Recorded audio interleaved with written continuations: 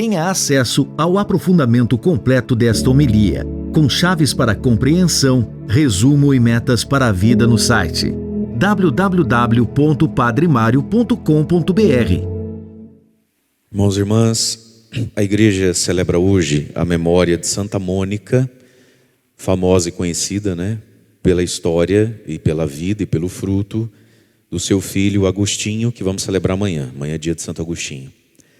E nós ouvimos ali no primeiro oremos da missa, ó Deus, que escutastes as lágrimas de Mônica. Santa Mônica um dia rezando na igreja pela conversão do terrível Agostinho, Santa Mônica estava rezando e ela estava chorando. Ambrósio, que era o bispo daquela catedral em Milão, passou e viu aquela senhora ajoelhada, chorando, e ficou olhando aquilo. E viu que ela se demorou ali um pouquinho, se aproximou, não a conhecia, perguntou o que acontecia com ela. E ela falou, é o meu filho Agostinho, resumiu muito a história para o bispo. E ele disse assim para ela, minha filha, tenha confiança, porque é impossível que se perca o filho de tantas lágrimas.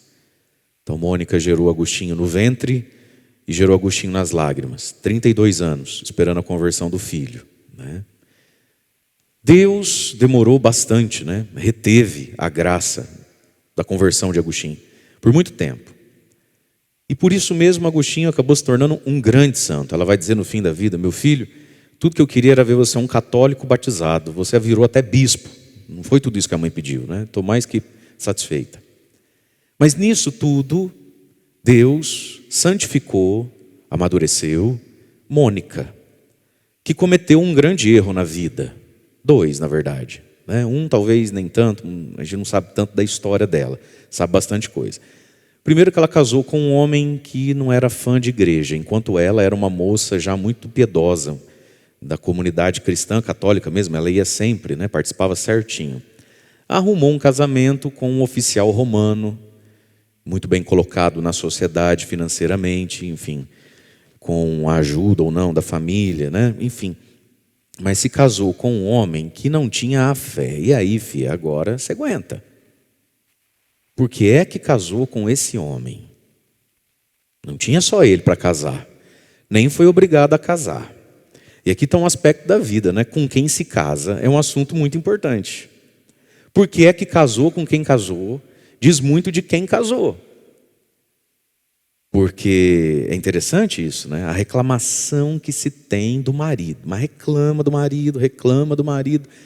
O padre vai ouvindo você falar do seu marido, eu começo a pegar a birra do seu marido. A vontade que eu tenho é de falar, senhora, espera aqui um pouquinho, que eu já volto, vou lá bater nele. Mas eu me pergunto daí, demorei tempo para entender isso também, que a gente é padre novo, a gente é bobo.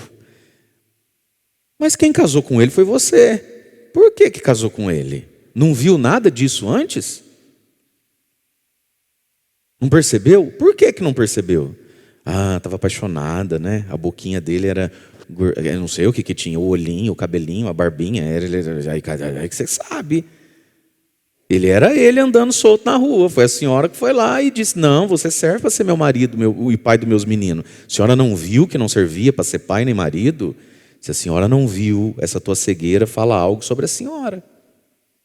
Ou se o senhor não viu, porque tem muito homem sofrido com mulher também, hein? Você só viu agora que você casou com a onça? Ela nunca deu um indício de que é neurótica, de que é brava, de que é ciumenta, de que é preguiçosa, de que não gosta de Deus, de que não gosta da igreja, de que gosta demais de cerveja e festa. Você viu agora? Com quem você casou diz muito de você. Então Mônica casou com um homem que não fazia questão nenhuma de passar a fé para os filhos. Aí nasce Agostinho. Vem o segundo erro de Mônica, que a gente não sabe se para não contrariar o marido, que a gente não sabe se porque talvez nem ela era de fato convicta de algumas coisas mesmo. O que acontece quando Agostinho nasce? Agostinho nasce e daí quem não faz questão do batismo de Agostinho é Mônica. Mônica não se apressou nem um pouco em batizar o filho. E deixou Agostinho ir crescendo. Depois de determinada idadezinha ali, de novo, Mônica, não... Quando ele crescer, ele pensa, ele vê, ele decide melhor. E ela, muito católica, não fez questão de passar a fé ao filho. Talvez Agostinho tivesse sido, enquanto menininho, inserido lá no grupinho das crianças, que já havia essas coisas na igreja. O grupo das catequeses, o grupo das crianças, dos pré-adolescentes, tanto que na conversão de Santo Agostinho, quando ele está numa profunda depressão, que ele está sentado na área, no fundo da casa de Mônica, em prantos, sentindo um vazio terrível. Fosse hoje, ele não ia sentir o vazio terrível, porque ele ia estar tomando remédio. Mas ele estava num vazio terrível. E ele começa a escutar da casa do vizinho crianças que participavam da paróquia ali, cantando a Bíblia, a palavra de Deus, tome e lê, tome e lê. Uma musiquinha para a criança aprender coisinha de catequese. Que daí então ele vai enxugando as lágrimas, que essas crianças estão cantando, aí ele levanta para ver no muro e vê uma Bíblia em cima de uma mesa. Aí ele abre, cai na carta de Paulo aos Romanos, que só não tirou o CPF dele, e ali começa a conversão de Agostinho. Então as crianças já iam à igreja, os pré-adolescentes. E Mônica não fez questão. Não fez questão. Então, para não contrariar o marido, não sei, porque talvez nem nela isso fosse tão claro ainda, não sei. E aí deu no que deu, né? Agostinho, um rapaz com a sua beleza, com toda a sua inteligência, vai atrás da verdade dos filósofos da época. Ele era um excelente retórico. Naquele tempo não tinha propaganda de foto, de banner, de vídeo. Homens da sociedade contratavam os retóricos, gente que falava muito bem, gente que tem capacidade de vender geladeira no Polo Norte. Gente que é bom de lábio para ser o seu retor, seu retórico, seu propagandista, seu marqueteiro, para as questões da cidade, da política e tudo mais. Ele começou a ganhar dinheiro com isso, foi estudar filosofia, e aí conheceu a mulherada, conheceu o vinho, enfim. E por muito tempo Agostinho andou numa vida muito errada, mas é assunto para amanhã. Fala para quem está falando, não perca amanhã, que aí é o próximo episódio da série, né? Hoje é o primeiro só. Mas aí Mônica vai compreendendo as coisas, vai vendo como o filho se desvia, como o filho vai se equivocando na vida. É mãe, né? Ele engravida uma moça, vai ter um filho, a Deodato. E ela vai percebendo essas coisas. Aí começam os embates de Mônica com Agostinho. Agostinho muito melhor de lábia, muito melhor de raciocínio. Ninguém nunca ganhou de Agostinho uma conversa, nem quando ele estava errado, nem depois que ele ficou certo, né? Muito menos ela ia ganhar na sua simplicidade de mulher. Então ela entende que ela tem que ser firme, rezar muito. Teve grandes embates com Agostinho, né? Teve época dele chegar e ela botar ele para dormir para fora de casa, porque do portão para dentro é do meu jeito. Se você quer viver assim, é do portão para fora. Mônica foi muito firme com Agostinho, já depois de grande. E perdia sempre as suas discussões, né? Quando ele dizia, mãe, Bíblia é papel, aceita qualquer coisa, isso é coisa para pobre. Imagina. Agostinho letrado, né, em Platão, Aristóteles, aquelas coisas todas, li em grego, vai ler Bíblia. O que eu quero saber de Bíblia? Quero saber de Jesus. E foi. Mas foram as lágrimas. Então Mônica entendeu que agora ela tinha que gerar esse filho na oração e nas lágrimas. Mas aqui está, meus irmãos, um grande ensinamento da vida de uma mulher que se santificou e possivelmente só trilhou esse caminho de santidade, porque Deus não desperdiça nada da nossa vida. O equívoco de uma mãe. Se a gente pegasse Mônica desde sempre, ela é como toda mãe, ela quer o melhor para os filhos. Agora a pergunta é, o que é o melhor? Não, padre, porque eu só quero o bem dos meus meninos. O que é o bem? Diga para mim, o que é o bem? O que é o bem, Mônica? Que o teu filho fale 3 línguas? O que é o bem? Que ele esteja vestido igual um bonequinho? O que é o bem? Conhecer a Disney? O que é o bem? O que é o bem? Ele ser o totem, o objeto de desejo das meninas da sala? O que é o bem? Ele ser o gostosinho da salinha de aula? O loirinho que toda menina quer beijar na boca? O que é o bem, Mônica? Responde para mim. Meus irmãos, toda mãe quer o bem do filho. A questão é se a mãe sabe o que é o bem. Todo pai quer o bem do filho, da filha. A pergunta é, você sabe o que é o bem? É por isso que muitas pessoas dizem assim, mas eu dei do bom e do melhor. A gente dá o melhor que pode. O que é o bem? E não tem bem maior que transmitir a fé e o temor de Deus. E foi isso que Mônica foi vendo. Um menino bonito, um menino inteligente, um menino que estudou mais do que a média da época estudou, porque o pai tinha condição, porque a mãe zelava por isso, mas que era um devasso, era um pagãozinho, era um imbecil total na vida. O que é o bem? Então, para quem tem filho, o que é o bem? No dia a dia da vida, um pai e uma mãe é capaz de reconhecer que aquele jeito de falar, aquele jeito de pôr um raciocínio sobre o amigo, sobre o tênis que comprou ou não comprou, é capaz de fazer essa leitura: opa, isso não é virtude, isso é equívoco, não é assim que pensa, não é assim que fala, não é isso que valoriza.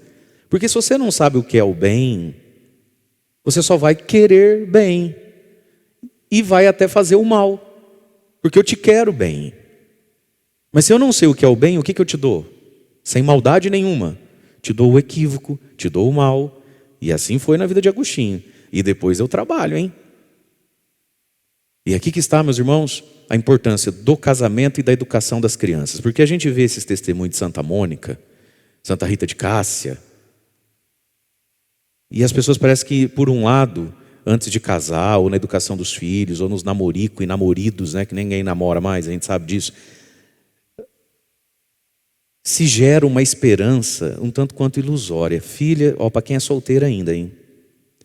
É tão raro esse negócio de consertar um marido depois que ele casa. É tão raro, ponto 1. É tão milagroso, ponto 2, que quando acontece todo mundo conhece a história. Certo? Por que a gente sabe de Mônica e Santa Rita de Cássia? Porque é raríssimo esse negócio dar certo. Porque é 1 em 1 bilhão que ganha nessa loteria aí. Tem que pensar certas coisas antes. Tem que pôr como valor certas coisas antes. Se não põe antes, depois tem jeito? Tem. Mas se preparem, é 32 anos de estrada. Quer? Percebe? Depois tem jeito? Tem, mas Jesus, hein? Até isso aí dar certo, olha, é muita cruz e não precisava ser assim. Portanto, irmãos e irmãs, e sobretudo solteiras e solteiros, ou Jesus é o peso da balança mesmo, ou você se prepara. E sim, é possível amar, se encantar por alguém que não tem a fé que você tem, que não quer o que você quer, aí você vê o que você vai fazer. Mas eu não acho que é bom negócio para quem está solteira, para quem está solteiro, ou para quem está tendo os filhos agora, apostar suas fichas todas na intercessão de Santa Mônica e Santa Rita de Cássia. Esse tipo de história é belíssima, nos ensina muito, estão lá no céu, intercedem por nós, milagres acontecem, mas eu te pergunto, é por essa estrada que você quer ir? Aí você vê. Porque nessa estrada dá para contar nos dedos de uma mão quem conseguiu chegar do outro lado. Tanto é que quando chega, a gente vira santa e a gente sabe a história. Porque tem coisa que tem que ser pensado antes. Mas foi uma grande mulher. Agostinho vai escrever sobre ela, sobretudo no seu livro As Confissões. É o livro clássico de Santo Agostinho, Confissões. Onde ele narra sua trajetória interior, sua conversão, e fala de um modo muito elogioso da sua mãe. Foi de fato uma mulher muito virtuosa, muito santa, né? Mas que teve 2 equívocos lá no início do caminho. Portanto, quem teve equívoco, que tenha esperança também. Mas quem não teve a ocasião do equívoco, que evite o equívoco. A fé precisa ser primordial na nossa vida, meus queridos. Sobretudo porque vai passando o tempo e aquela paixão, aquele fervor, aquelas faíscas não existem mais. E isso acontece muito antes do que um casalzinho imagina. Quando o padre fala isso, quem está solteiro, solteira, pensa logo assim, quando eu tiver uns 60... Não é quando você tiver 60 anos, não. Tem gente aí casando com 25, 27, quando chega 31, 32. Tem mais nada ali.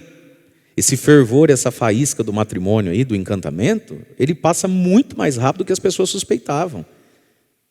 É muito cedo que chega a rotina, o companheirismo, a amizade, ter valores em comum. É muito cedo que vem as crises. Quem diz isso é o IBGE. 50 e tanto % dos casamentos, seja juntamento, casamento, não importa, do Brasil não passam de 3 anos. Não passa de 3 anos esse negócio que faz você juntar as trouxinhas e a escova de dente. Não dura 3 anos isso. Se for só isso. Não dura 3 anos. Portanto, Jesus ou tem ou não tem um peso mesmo, porque não vai durar 3 anos, diz a estatística. Acaba, fica insuportável, né? Então a fé é aquilo que nos permeia, aquilo que nos molda. E um ser humano tem que ser capaz de olhar para si mesmo e ver o que para ele é fundamental, fundante, o que para ele de fato pesa. E não entrar em certas apostas. Se o outro não tem aquilo que de fato para mim pesa, não vai durar 3 anos. Ou quando der 3 anos, aí começa. Precisa de oração de padre, precisa de psicólogo, precisa de psiquiatra, precisa de vó assessorando, aí vira aquela vida tormentosa, né? Então, muitas pessoas se casam e se casam sem conhecer o outro, e não conhecem o outro porque não se conhecem. O que para você é fundamental, o que para você é importante, a pessoa nem sabe. Tem gente que não se conhece. Não sei, tá bom, eu gosto dele. A gente vai fazer entrevista de casamento, fala para o padre aqui 3 características dele ou dela, né? Pelo qual você deseja se casar com ele ou com ela. Características, se não tivesse, não podia ser meu marido. Não sei. Ele é um homem bom. Não sei, eu gosto dela. Tá, entendi que você gosta dela. Nós estamos marcando um casamento, não um suicídio. Vamos lá. Vai me dar 3 fatos pelos quais... Só 3, não precisa ser 10. Você vai casar com ela. Ela tem 3 qualidades, virtudes. Que se não tivesse essas 3, você fala, não dá para casar comigo. Isso aí vai dar ruim, isso não vai dar certo. 3. Não consegue. Não consegue. E por que não consegue? Só porque na hora de conhecer o outro está na cama, está se pegando no banco de trás do carro? Só por isso? Também por isso. Porque nem se conhece. E aí, meus amigos, meus irmãos, nada como a vida concreta mesmo, para mostrar quem é o outro e para mostrar para mim quem eu sou. E aí eu começo a descobrir que tal coisa para mim é fundamental, mas não foi combinado antes. Aí eu começo a descobrir que aquilo que é fundamental para ela ou para ele tem nada a ver comigo. Então a primeira coisa para casar com alguém, a pessoa precisa conhecer a si mesma. E aí encontrar onde é que Jesus está aí, se é que está aí. E se tiver, levar isso muito a sério para poder conhecer o outro. Mas Mônica se santificou num caminho árduo, doído, né? Tanto com o marido, quanto com o filho, sobretudo. Ela teve mais de um filho, né? Mas esse foi o terrível, o Agostinho. Eu não sei se por causa da história de Agostinho, eu não confio nesse nome. Você confia nesse nome? Não sei se é bobeira mesmo. Você conhece algum Mateus, algum Miguel que é tranquilo? Vai na escola para você ver. Eles são tudo ligados 220, né? Quando fala Mateus e Miguel, eu já falei, ih, rapaz, quer ver? Davi. Não sei se é por causa do rei Davi, né? Mas quando você escuta Agostinho, eu fico com esse nome também, né? Tinha que ser um queridão, né? Com esse nome também tinha que ser... Mas virou santo. Deus é mais, graças a Deus. E aí, queridos irmãos e irmãs, o evangelho de hoje é uma sequência de 3 dias, dividida em 3 dias, ontem, hoje e amanhã. Jesus falando aos fariseus, então, ai de vós. Jesus aqui está estressadão com os fariseus, né?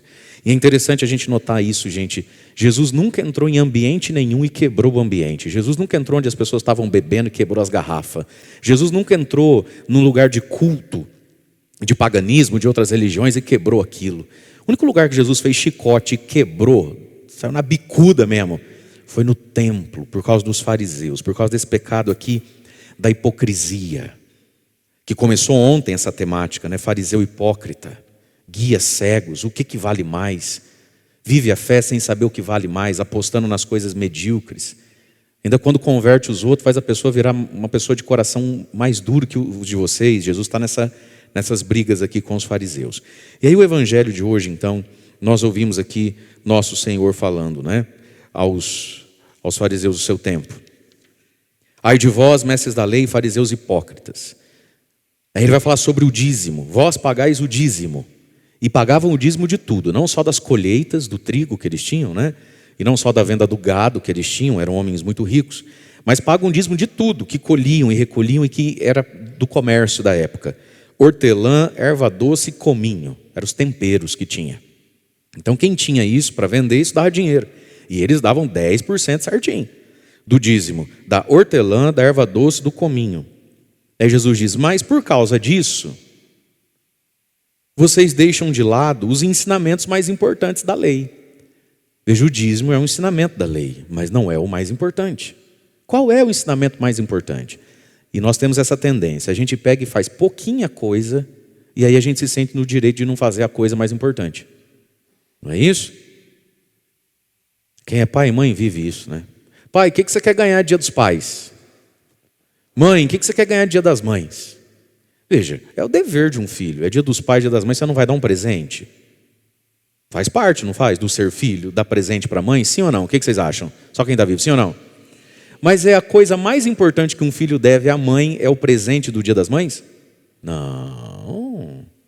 É a honra e a obediência. Aí o safadinho vai lá, compra 4 sabonetinhos da Avon, entrega para a mãe com um laço rosa e agora eu vivo do jeito que eu quero. Opa! Ai, mãe, mas eu te amo. Olha o Cacau Show que eu te comprei. Eu quero a sua obediência. Eu quero a sua obediência, não é isso? Você me obedeça, você me escute. Obedece o pai, obedece a mãe. Se junto com isso vier um bombom e um sabonete, melhor. Mas o que é o mais importante da lei?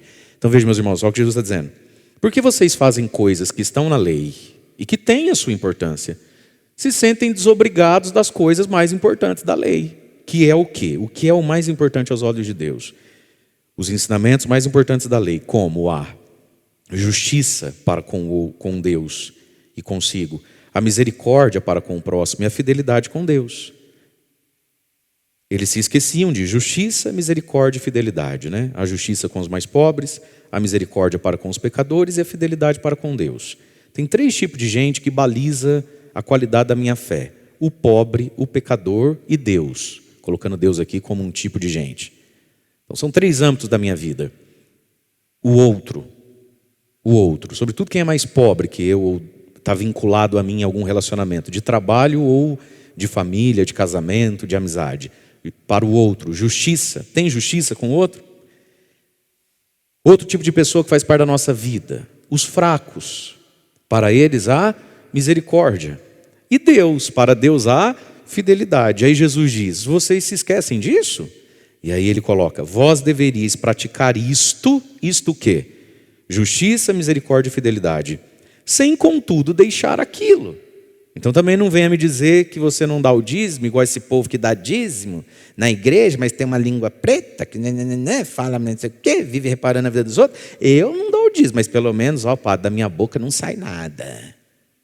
O povo é complicado, bicho. Olha, vocês têm que rezar pelos padres, viu? Pedir para os padres, todos nós padres precisamos receber uma unção na vida. A unção de Jó.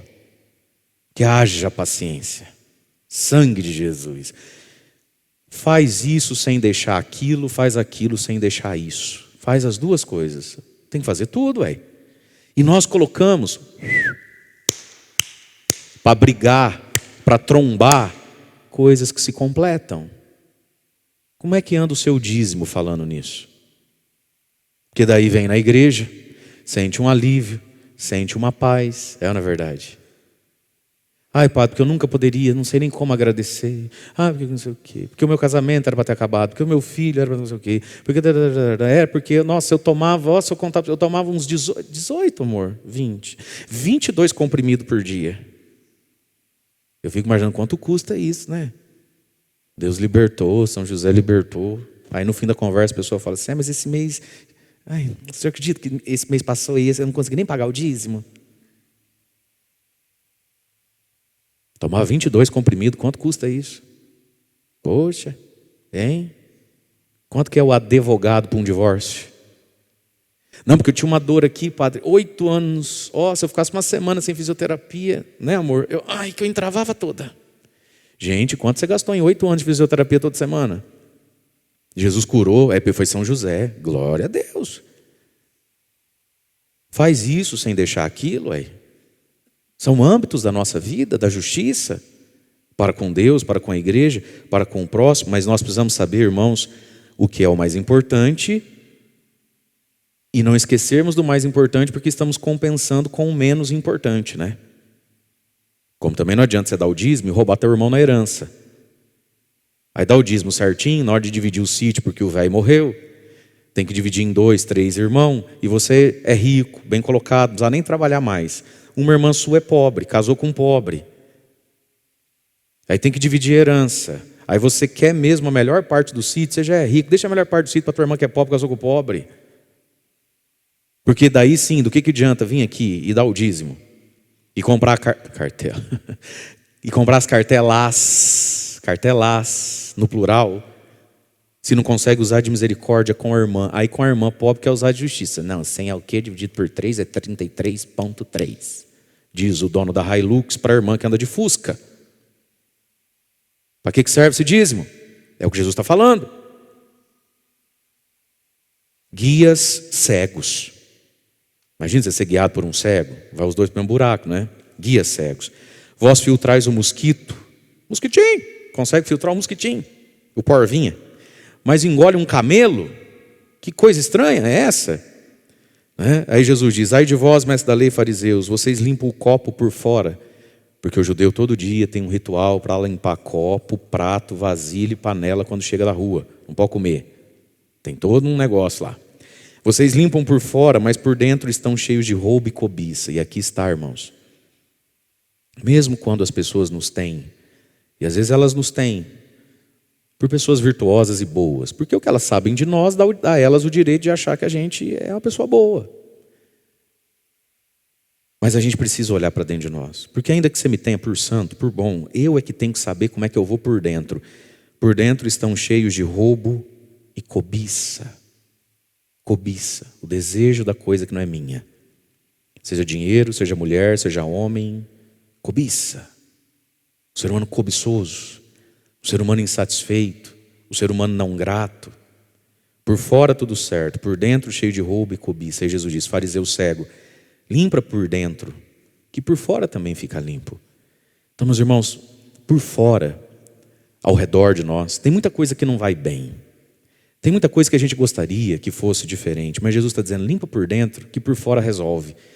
Quando as coisas começam a mudar de dentro para fora, quando Jesus começa a se assenhorar de nós, de dentro para fora, o que está fora começa a se encaixar.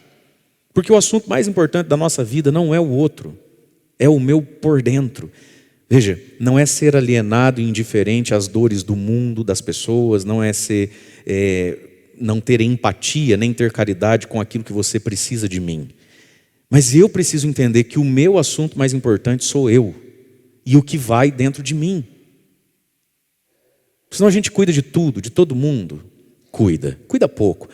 Vamos melhorar a frase, Padre Mário. Senão a gente dá pitaco em tudo e todo mundo. Julga tudo e todo mundo. Se azeda com tudo e todo mundo. E eu nem sei como é que eu vou lá por dentro. Como é que eu estou por dentro. E aí, irmãos e irmãs, a primeira leitura que nós ouvimos, se vocês me permitem, mais 3 minutinhos, da carta de Paulo aqui aos Tessalonicenses, tem um aspecto importante. Quando Jesus fala: então vocês esquecem a parte mais importante da lei de Deus, justiça para com o outro, para com os seus deveres com o próximo, misericórdia com os fracos e fidelidade a Deus. Isso também nos ajuda a termos paz nesses dias complicados e maus que a gente vive, né? Caiu um avião tempos atrás, passou uma semana, um navio lá, um barco de rico na Itália, foi chupado para dentro da água. Um negócio esquisito, né? Acho que todo mundo, a maioria, viu essas coisas. Aí começa a pegar fogo para tudo que é lado. Não é isso? Cidades aí que, meu Deus do céu, estão perto de nós. E em momentos assim, tem guerra lá na Ucrânia, na Rússia, enfim, tantas coisas, Israel e Hezbollah e tudo mais. E agora tem a outra que não é a Covid, a não sei o que, box lá, que é do macaco, que já chegou no Brasil, enfim. A gente vai ouvindo essas coisas e tudo isso pode, às vezes, acabar transtornando a nossa cabeça. Olha o que disse aqui a leitura que a gente ouviu então. Irmãos, diz São Paulo, no que se refere à vinda de nosso Senhor Jesus Cristo, o juízo final, a vinda de Jesus, o último dia, né? E a nossa união com Ele, que não é só a vinda dele também, pode ser a nossa morte. Quando você vai no cemitério, o que você está vendo ali? O que a gente sabe quando a gente vai no cemitério? Que Jesus está vindo, sim ou não? Sim, mas tem um monte de gente que já foi antes dele chegar. Então vamos lá, sobre a vinda, sobre o fim, né? Mas aqui especificamente é o fim do mundo mesmo. E a nossa união com Jesus, nós os pedimos, irmãos, diz Paulo, a eles e a nós. Não deixeis tão facilmente transtornar a vossa cabeça. Nem vos alarmeis por causa de alguma revelação ou carta atribuída a nós, as fake news de então. Mas quem falou que Jesus estava... Não, diz que Paulo escreveu uma carta aí, não é assim? Hoje em dia também tem dessas coisas, não tem? A revelação de não sei quem, eu vi no YouTube, ninguém sabe quem é a pessoa. Não se deixe transformar tão facilmente a cabecinha de vocês assim, né? Afirmando que o dia do Senhor está próximo. Aí continua Paulo dizendo, Que ninguém vos engane de modo algum. Deus vos chamou, e aqui está o importante, então, diante de tanta notícia ruim, diante de tanta coisa, aí você entra naquele estado de piração, de ansiedade. Será que é agora? Padre, é verdade mesmo que vai ter 3 dias de escuridão? Aí o outro me perguntou se era 5. Eu falei, gente, vamos apostar no meio? Vai que é 4? Não sei se é 3, se é 5. Eu não sou Deus. Mas vamos lá, ó. Olha o que é importante para nós. Paulo diz, Deus vos chamou para que, por meio do Evangelho... Então, o que é o importante na vida? O Evangelho, estar no Evangelho, viver o Evangelho. Para que, por meio do Evangelho, alcanceis a glória de Jesus, o céu, a salvação. Se vai ser com 3 dias de escuridão, com 5 dias de escuridão, eu não sei. Eu sei que é através do Evangelho. E tem muita gente gastando tempo e energia querendo saber o que não resolve.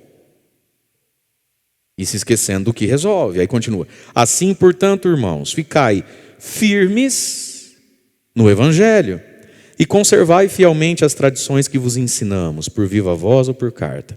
Fique firme no Evangelho e viva a tradição apostólica, que é a fé da igreja. É isso. Se acertar na vida enquanto católico, é isso. Aí continua Paulo.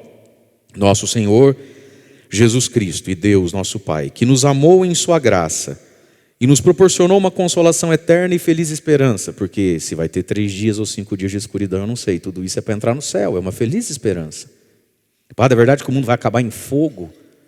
Eu não sei, eu sei que nós esperamos uma feliz esperança, a vida eterna. Aí diz, que eles, Deus Pai e Jesus, animem os vossos corações e vos confirmem em toda boa ação e palavra. Então, irmãos e irmãs, diante de tanta notícia ruim, diante de tanta profecia e profetada, peçamos a Deus, peçamos hoje a São Miguel, quem como Deus, ninguém como Deus, que nosso coração esteja animado.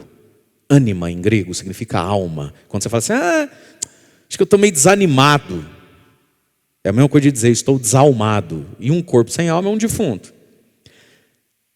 Que ele anime os vossos corações, um ânimo no coração. Mas se animar para quê? Para estarmos confirmados em toda boa ação, boa obra e boa palavra. É para isso que a gente tem que estar animado.